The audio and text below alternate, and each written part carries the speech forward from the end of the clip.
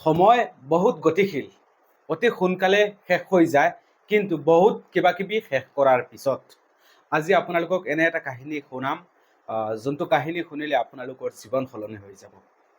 এই কাহিনীটো হৈছে এজন বৃদ্ধ ব্যক্তিৰ, যিগৰাকী বৃদ্ধ ব্যক্তিৰ ওচৰত আছিল এটা সোণৰ থাল বা সোণৰ বৰ্তন, আৰু সেই সোণৰ বৰ্তন তেখেতে বহুতো সাঁচি ৰাখিছিল।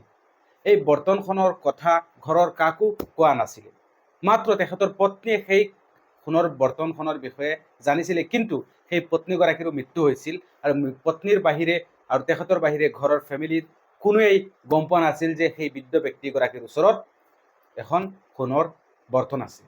তেখেতে ভাবিছিলে যে এই সোণৰ বৰ্তনত এনে এজন ব্যক্তিক ভাত খাবলৈ বা কিবা খাবলৈ দিব, যিগৰাকী ব্যক্তি এই সোণৰ তালত খোৱাৰ যোগ্য।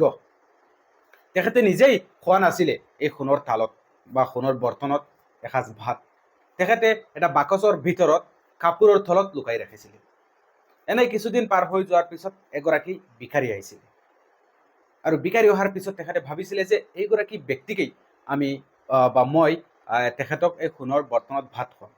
তেখেতে সেই সোণৰ বৰ্তনখন ওলাবলৈ বাকচৰ ওচৰত গৈছিলে, গৈ বাকচটো খুলি যেতিয়া সোণৰ বৰ্তনখন হাতত ল'ব বিচাৰিছিলে, তেতিয়া ভাবিছিলে যে আচলতে সেই বৰ্তন সেই বৃদ্ধ ব্যক্তিগৰাকীয়ে বা এই ভিখাৰীগৰাকীয়ে খোৱাৰ যোগ্য নেকি। নহয়, বেলেগ কাৰোবাক খুৱাম। যিগৰাকী ব্যক্তি গোটেই দিন বেলেগৰ ঘৰে ঘৰে ঘূৰি ফুৰে, সেইগৰাকী ব্যক্তিক আচলতে এই থালত বা বৰ্তনত ভাত খুৱাব নালাগে। তেখেতে নৰ্মেল এটা প্লেটত ভাত দিলে, ভাত খাই সেই ভিখাৰীগৰাকী গুচি গ'ল। এনেকৈ আৰু কেইবাদিন পাৰ হয়।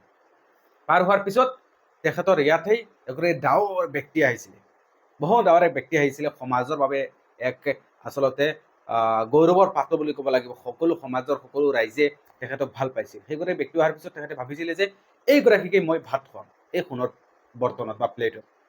এইখিনি ভাবি সেইগৰাকী ব্যক্তিক আহি বহিবলৈ দিলে, আৰু তেখেতে বাকচৰ ওচৰত গৈ বাকচটো খুলি ল'লে। বাকচটো খোলাৰ পিছত আকৌ মনত ভাবিলে যে এইগৰাকী ব্যক্তিক মই কিয় খুৱাব লাগে। যেতিয়া মোৰ এই ৰাজ্যৰ ৰজা আহিব, সেই ৰজাক মই এই প্লেটত ভাত খুৱাম। তেতিয়া নৰ্মেল এটা প্লেটত ভাত দিলে, ভাত খোৱা শেষ, সেইগৰাকী ব্যক্তি গুচি গ'ল। এনেকৈ আৰু কেইদিন পাৰ হৈ গ'ল। পাৰ হৈ যোৱাৰ পিছত সেই ৰাজ্যৰ ৰজা ইয়াত আহিব ধৰিলে, আৰু সেই ৰজাগৰাকী বেলেগ এক ৰাজ্যত আচলতে পৰাজয় বৰণ কৰি আহিব বিচাৰিছে, যে আহি নিজৰ সৈনিকৰ লগত কথা পাতিব বিচাৰিছিলে, মেলমেটিঙৰ উদ্দেশ্যেৰে আহিছিল।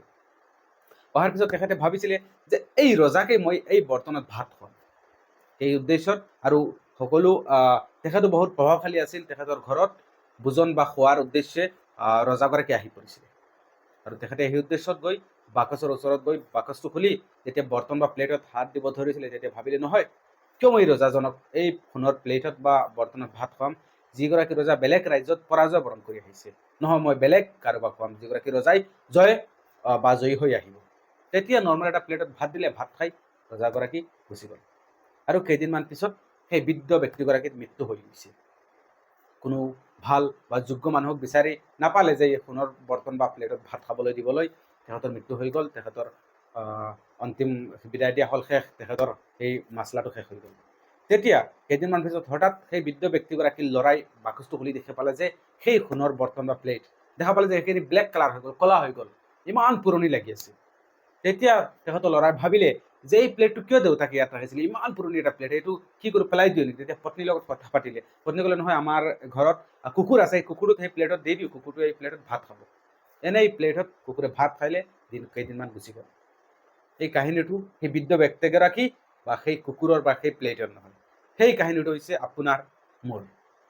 আমি এনেকুৱা ভাবি থাকোঁ যে মই এইটো কাম কৰিম, সেই সঠিক সময় আহিব, মই সেইটো বস্তু পোৱাৰ পিছত, সেই মানুহজন অহাৰ পিছত, মানে সময়ৰ বাট চাই থাকোঁ যে সময় অহাৰ পিছত আমি কামটো কৰিম, এতিয়া নকৰোঁ, সময়ৰ বাট চাই থাকোঁ, আৰু এনে সময় গৈ আমাৰ মৃত্যু হৈ যায়, মৃত্যুৰ সময় আহি যায়, কিন্তু আমি সেই কামটো কৰিব নোৱাৰোঁ। সেই ব্যক্তিগৰাকী যদি নিজে সেই প্লেটত ভাত খালে হয়, অলপ শান্তি পালে হয়, যদি ৰজাগৰাকী খোৱালে হয়, বহুত ভাল পালে হয়, কিন্তু নিজে খুৱাব পৰা নাই, নিজে খাব পৰা, নিজৰ মৃত্যু হৈ গ'ল। আমিও সেই সময় বাট চাই থাকোঁ। আচলতে সময় বহুত গতিশীল, সময় আমাৰ বাবে ৰৈ নাথাকে। আমি ভাবোঁ যে এইটো বস্তু পোৱাৰ পিছত, ধৰি লওক আপুনি ভিডিঅ' বনাব, মই ভাবোঁ মই আইফোন পোৱাৰ পিছত বনাম, মোৰ যদি গপ্ৰ এটা আহি যায় মই ভিডিঅ' বনাম, মোৰ যদি এটা ভাল মাইক আহে মই ভিডিঅ' বনাম। এনেকৈ বহুতে ভাবে মই এনেকৈ ঘৰ বনাম, মই এনেকৈ কৰিম, সেনেকৈ কৰিম, এই বস্তু পোৱাৰ পিছত, এই বস্তু পোৱাৰ পিছত, টকা পোৱাৰ পিছত। আচলতে এনেকৈ ভাবি থাকোঁতে বা কিবা এটা কাম কৰিম ভাবি থাকোঁতে সময় শেষ হৈ যায়, পিছত আমাৰ মৃত্যুৰ সময় আহি যায়।